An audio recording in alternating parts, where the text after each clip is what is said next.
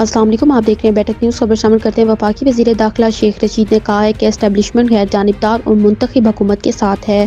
اسلام آباد میں میڈیا سے گفتگو کرتے ہوئے شیخ رشید نے کہا کہ اپوزیشن کی سیاست 50 دن کی ہے اور عمران خان سرخرو ہوں گے اور NRO نہیں دیں گے اور چھوڑیں گے بھی نہیں۔ اپوزیشن اپنے بندوں کا خیال کرے، بندے آپ نے لانے ہیں، آپ عدم اعتماد کے بندے نہیں لا سکتے۔ اگر بندے لانے ہوتے تو 3.5 سال پہلے لے آتے۔ انہوں نے کہا کہ ملک میں 70 کیسز میگا کرپشن کے ہیں، ان کا فیصلہ ہونا چاہیے۔ شہباز شریف نواز شریف سے زیادہ کرپٹ ہے اور ان کے کیس مضبوط ہیں، مگر ہم نتائج نہیں لا سکے، جبکہ ہم چوری کے پیسے اور لوٹی ہوئی دولت بھی واپس نہیں لا سکے ہیں۔